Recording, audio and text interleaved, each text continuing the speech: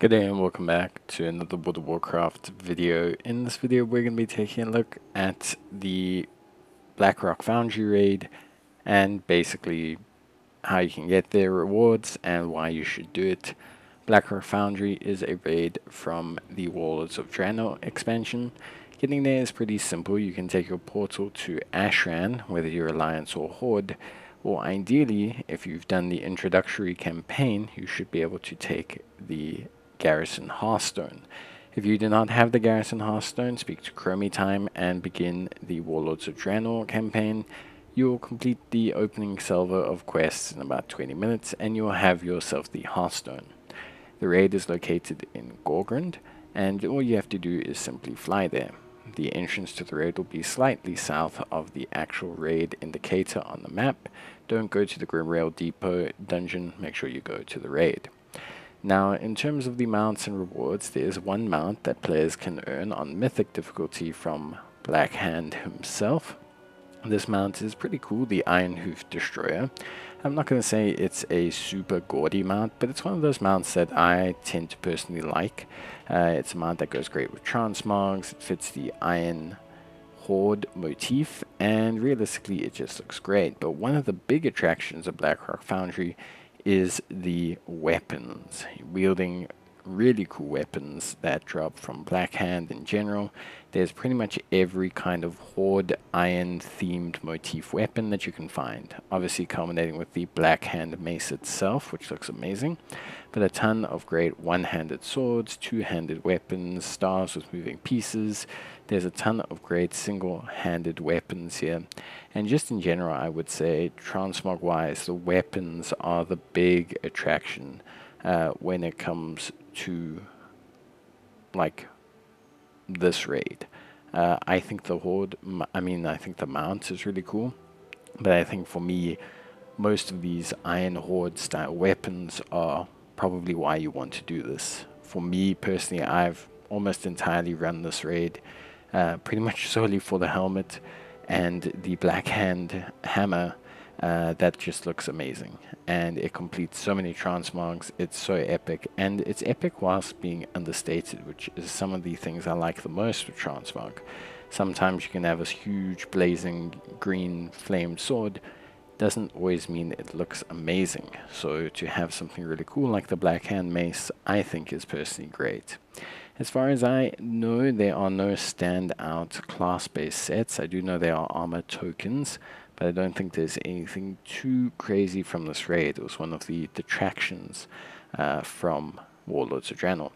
Before you enter, make sure you are on Mythic difficulty, and to note, I was item level 616, but you shouldn't have a problem with this raid in general. I think personally there's not a huge issue when it comes to this raid, and how can I say, in general.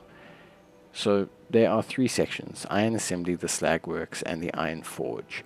You can do either section in whichever order you feel most comfortable with. The smoothest order would be to go the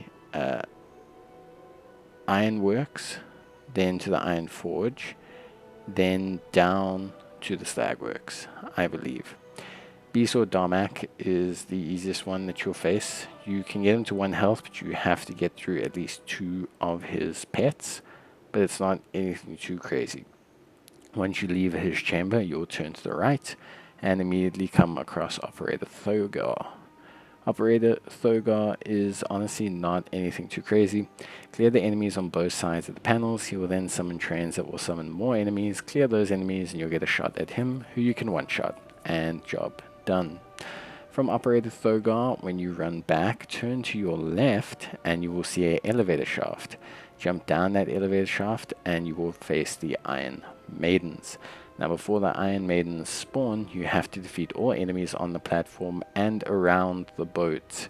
Some people will say, why have the bosses not spawned? You have to clear all enemies on the platform, past the platform, and around the boat. Just basically make sure there's no mobs that you can visibly see. Should be able to defeat them one shot, and that is this section done, which is pretty straightforward. From here, you can either roll on to the Iron Forge section if you really want to, or you can go back up to the Slagworks, which is what I choose to do in this scenario, but like I said, it's more efficient not to. You can also stop by and pick up the sigil quest by running behind some boxes south of the Iron Maidens, and if you do and eventually run this raid a couple of times, you will be able to directly skip to the Crucible, so I do highly suggest you do it.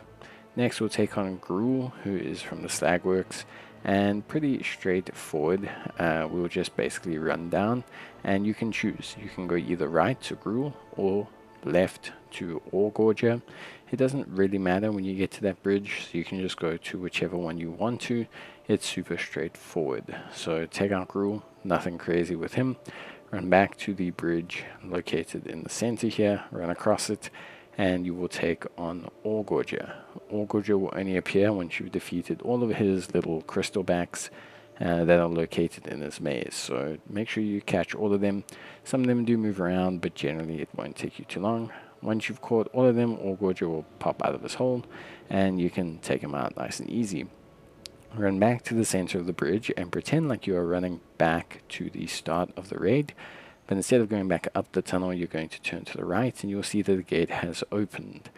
Once you go down this gate, you will come to the blast furnace. Now, the blast furnace is single-handedly the boss I think most players get a little bit stuck on, because it requires you to do a very basic but a mechanic of some kind.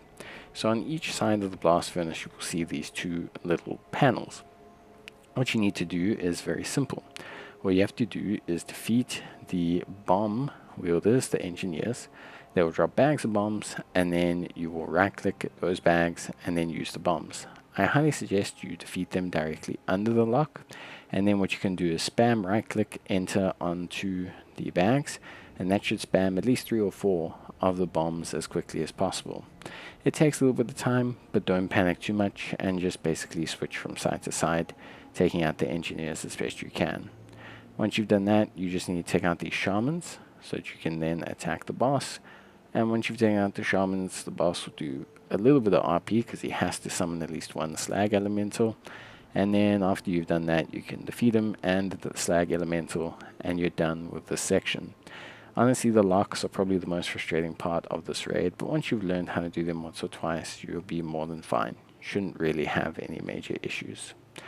So then next we're going to head down to the forge. Here it's pretty simple. This is a very linear route. You'll go down the elevator, go through and take on 2 bosses, Hanskar and Franzjok.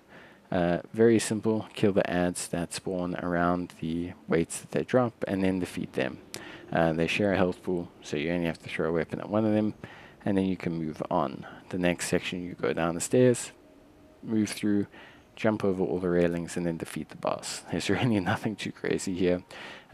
Jump over the conveyor belts, get to Flamebiter Kagraz and defeat her. You'll also unlock a really cool follower as well if you're into collecting followers for your garrison, so there you go, congratulations. Last but not least, you will take on Cromog. Again, very simple, just hit him, defeat him, and then move on. At this point, you will head back to the beginning of the raid, and the middle section will now be open. You can run through it and enter the Crucible. This is very straightforward. A giant elevator shaft will appear. Wait for the elevator to drop down, get on it, and then one-shot Blackhand. Before, you didn't do enough damage and he would trigger his phases, but nowadays most times you will be able to just kind of blow him up. And that's that. That's pretty much it for the Blackrock Foundry. A very quick, very cool raid that's got some really great items and weapon transmogs. I hope you guys enjoyed the video, and I hope you really try it out. I think it's probably one of the coolest ones. That's it from me. Bye.